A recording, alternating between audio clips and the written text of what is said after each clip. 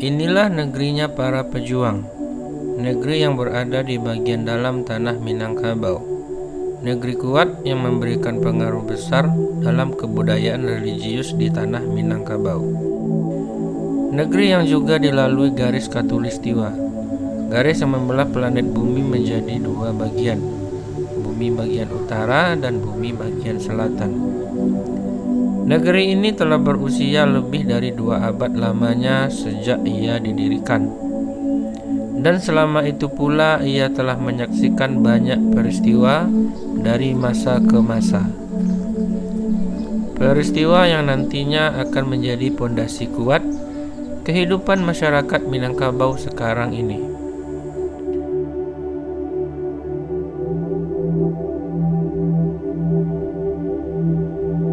Ya, ini adalah Sumatera Barat. Dan sekarang kita berada di Bonjol, Kabupaten Pasaman, Sumatera Barat, Minangkabau.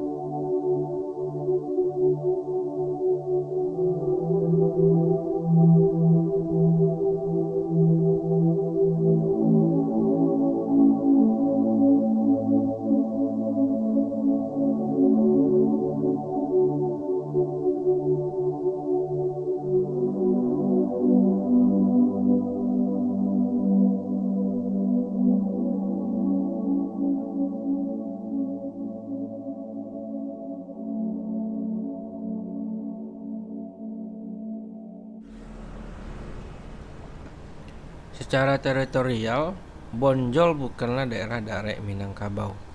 Meskipun daerah ini lokasinya berada di bagian dalam Sumatera Barat, tempat ini merupakan daerah rantau dari Luhak nan Tangah, yaitu Luhak Agam.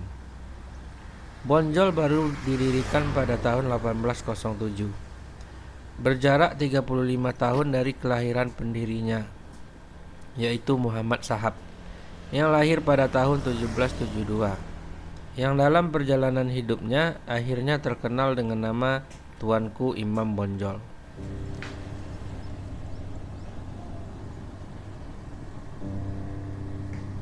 Awalnya daerah ini disebut Alahan Panjang, kemudian berkembang dan terpecah menjadi dua nagari, Ganggo Hilir dan Ganggo Mudiek.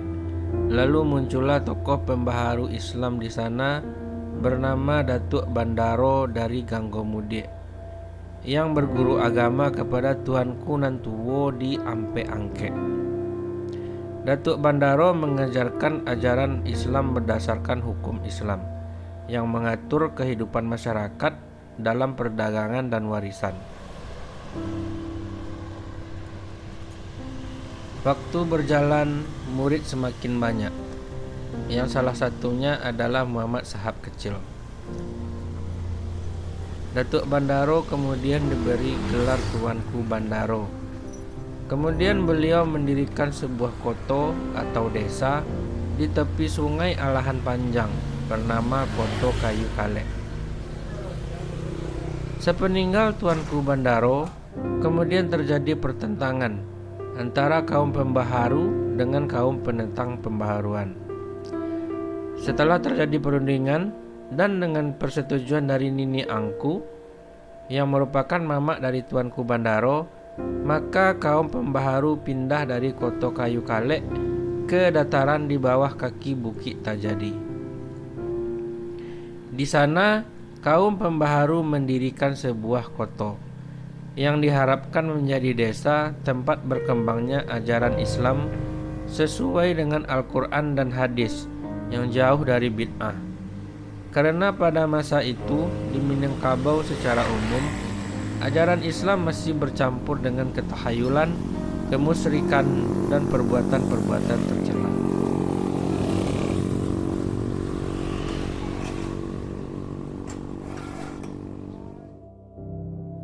Awalnya koto itu terdiri dari 6 buah rumah, sebuah surau, dan 1 kolam untuk berwudu. Sebagai tempat tinggal 4 orang tuanku bersama istri mereka dan beberapa santri pengikutnya. Salah seorang dari 6 tuanku pendiri ini adalah Muhammad Sahab kecil yang telah beranjak dewasa. Saat itu ia telah dipercayakan mendapat gelar Peto Sarif, seorang malin muda ahli agama dan karismatik. Ia kemudian ditunjuk menjadi pemimpin koto ini. Koto tersebut kemudian diberi nama Bonjol. Dan pemimpin muda yang baru ditunjuk itu kelak akan menjadi imam besar yang akan mempersatukan seluruh tanah Minangkabau. Tuanku Imam Bonjol.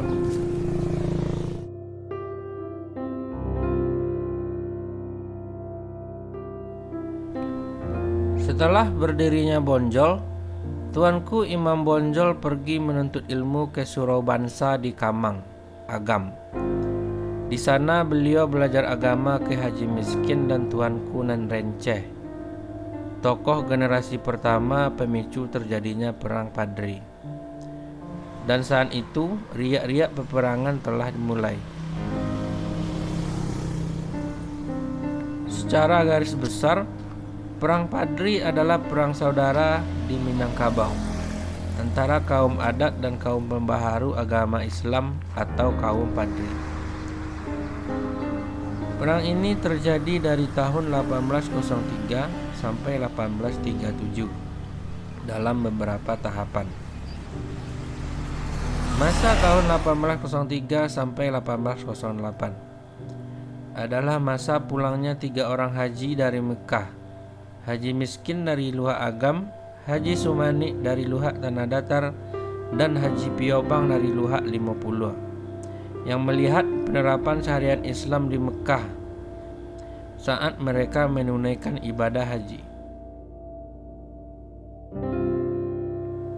Kemudian masa tahun 1809 sampai 1821. Masa perang saudara antara kaum Padri dan kaum adat. Peperangan tersebut membuat kaum adat terdesak, disertai dengan terbakarnya istana Pagaruyung.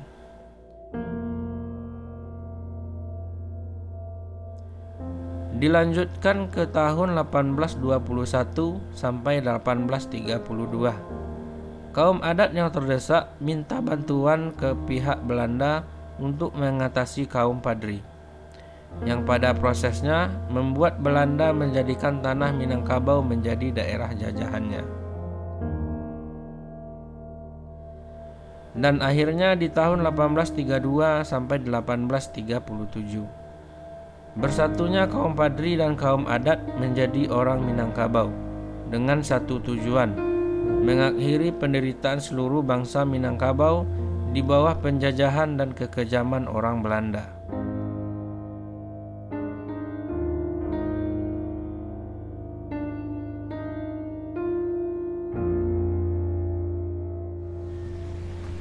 Tuanku Imam Bonjol sendiri baru memasukkan dirinya ke kancah perang Padri setelah pendirian Bonjol, kira-kira tahun 1807 atau 1808. Setelah ia menyatukan nagari Ganggomudi dan Ganggohilie di bawah ajaran dan hukum Islam yang benar.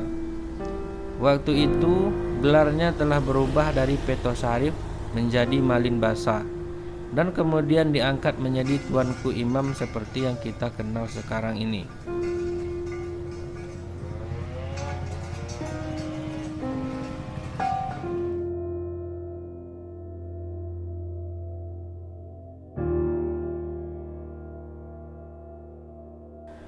Pada perkembangannya, Koto Bonjol yang kecil berubah menjadi kota yang besar tempat pertahanan kaum Padri dan pusat perkembangan ajaran Islam di Minangkabau pada masa itu.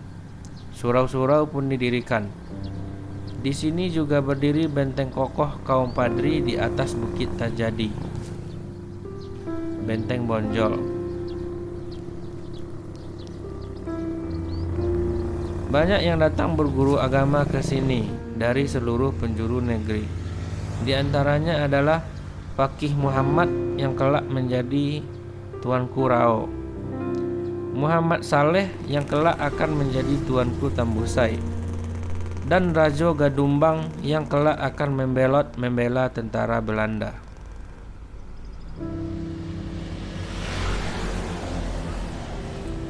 Peperangan-peperangan telah dilalui. Korban-korban yang tak terhitung jumlahnya telah berjatuhan. Kebanyakan dari anak negeri yang setalian darah. Satu datuk, satu mamak. Sama-sama anak keturunan dari lereng Gunung Merapi. Belanda yang semula diperbantukan perlahan-lahan melakukan penjajahan dan hampir menguasai semua tanah di negeri ini. Kesengsaraan dan kemelaratan menjalar ke seluruh penjuru tanah Minangkabau.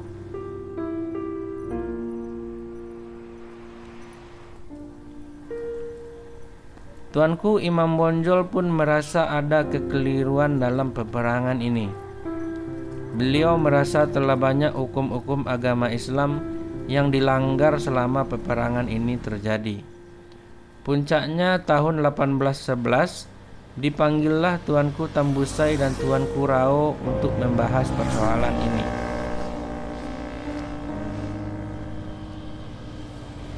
Musyawarah pun menemui jalan buntu. Kemudian diutuslah Tuanku Tambusai bersama Paki Muhammad, Paki Maulano dan Tuanku Sayalo ke Mekah, belajar hukum Islam yang benar dan mencari jawaban atas persoalan ini. Setahun pun berlalu, utusan dari Mekah pun kembali pulang. Sepulangnya rombongan utusan dari Mekah, maka hal-hal mengejutkan pun terungkap. Dan benarlah kegundahan yang dirasakan Tuanku Imam Bonjol selama ini. Dari pengamatan Tuanku Tambusai dan rombongan di Mekah, ternyata Mekah sudah berubah. Paham Wahabi sudah tidak ada lagi. Mekah sudah menjadi tempat yang damai. Dan yang paling fatal adalah ternyata peperangan antara sesama muslim merupakan salah satu dosa besar.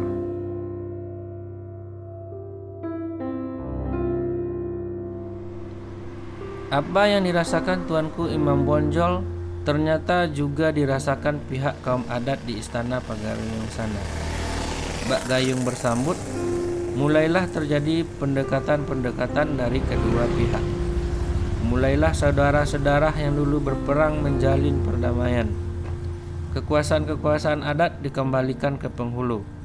Kekuasaan-kekuasaan keagamaan diatur oleh imam. Dan secara bersama-sama mengatur kehidupan dalam nagari. Disinilah diangkat kembali Sumpah Sotie di Bukit Marapalam yang telah dirumuskan bertahun-tahun silam oleh Syekh Burhanuddin Ulakan, yaitu falsafah adat Basandi Sarak, Sarak Basandi Kitabullah. Jika dahulunya Sumpah Setia ini hanya berupa gagasan lisan, sekarang dirumuskan ke dalam kitab berupa tulisan, disertai dengan penggabungan hukum adat dan agama yang telah diseleksi secara bersama dan sampai sekarang masih digunakan dalam mengatur kehidupan orang Minangkabau. Kitab ini ditulis dalam aksara Arab Melayu pada tahun 1826. Naskah kuno bangsa Minangkabau ini sekarang disimpan di Balai Arsip Jakarta dengan kode ML420.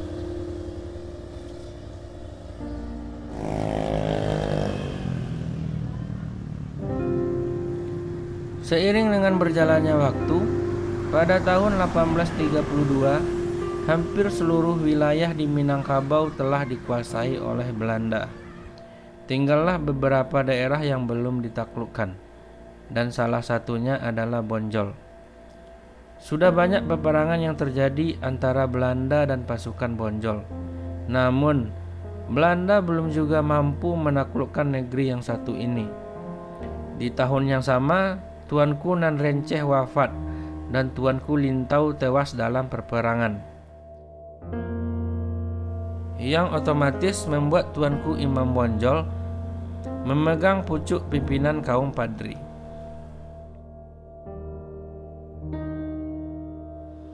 Pada akhir tahun 1832, seluruh penghulu dan hulu balang di Alahan Panjang atau Bonjol sekarang berkumpul di kepala kampung Tandike untuk bermusyawarah.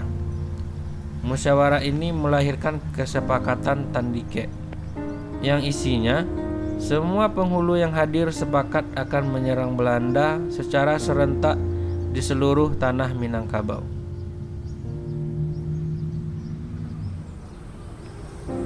Kemudian Tuanku Imam Bonjol menyurati semua panglima kaum di Minangkabau bahwa akan ada penyerangan serentak di awal tahun 1833. Mulai dari Tuanku Rao, Tuanku Tambusai, Tuanku Mansiangan, penghulu-penghulu dari Tanah Datar, Lawang, Rao, Lubuk Sikaping, Tanah Dua Baleh, dan Nagari Meninjau. Sebelum melaksanakan penyerangan, Tuanku Imam Bonjol berkata,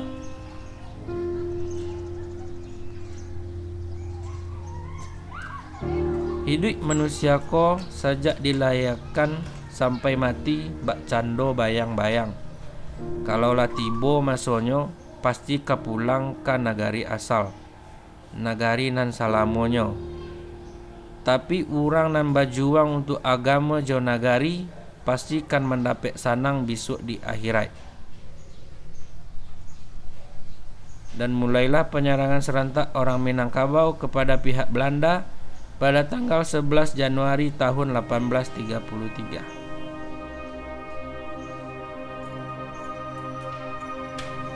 Penyerangan dimulai dari Masjid Bonjol yang diduduki serdadu Belanda, kemudian ke pos Belanda yang ada di sekeliling negeri Bonjol, lalu pasukan pengintai yang berada di pos Sipisang. Semuanya bisa ditaklukkan. Petro Ferdinandus Vermeulen Krieger, atau dikenal Letnan Kolonel Vermeulen Krieger, pimpinan tertinggi militer Belanda di Minangkabau.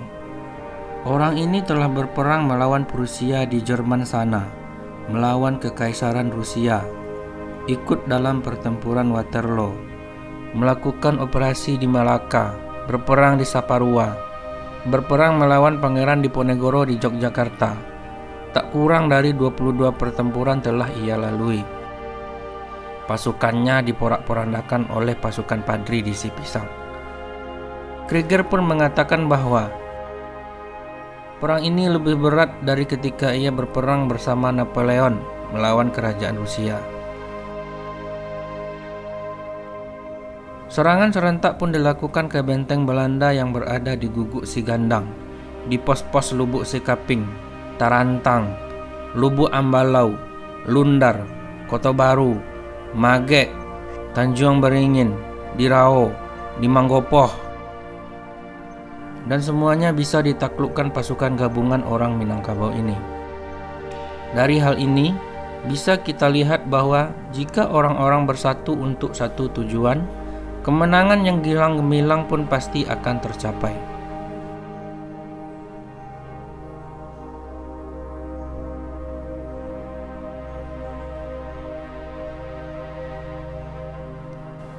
Tahun-tahun pun berlalu semenjak orang Minangkabau melakukan penyerangan serentak.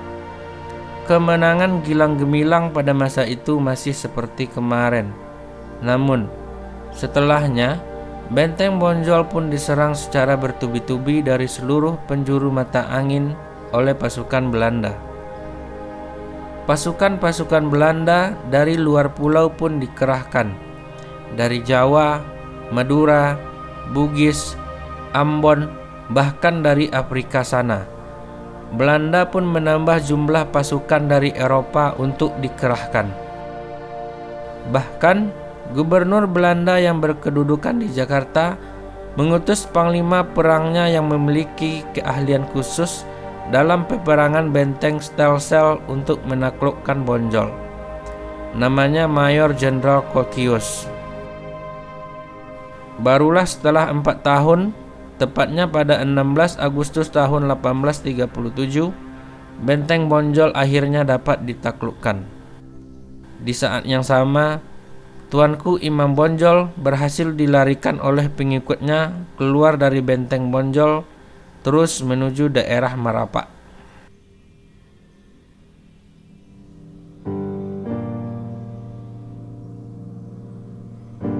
Dalam masa pelarian dan persembunyiannya, datanglah surat penawaran perundingan dari Residen Prancis di Padang.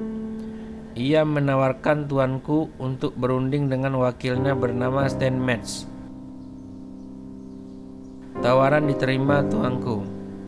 Kemudian disepakatilah lokasi perundingan itu nantinya di daerah Palupuh. Sebelum pergi berunding, tuanku Imam Bonjol berwasiat kepada anaknya Sultan Caniago. Nan namanya Panghulu tahu jo adai ba alua nan 20. Panghulu sako nan indak tahu jo alua ditinggalkan. Ikutlah perintah Panghulu sepanjang adai pusako. Panghulu nan bisa dikuian adalah Panghulu nan tahu mano nan elok jo mano nan buruk. Tahu mano nan tinggi jo mano nan rendah. Tahu jo undang-undang nan 20.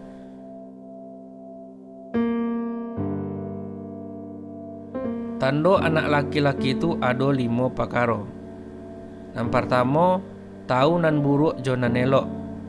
Kedua, talok karano bana. Yang ketiga, samparono akhlaknya. Yang keempat, bacahayo matonya. Yang kelima, bana dalam hatinya. Dan setelah menyampaikan wasiatnya, berangkatlah tuanku Imam Bonjol ke tempat perundingan di Palupuh.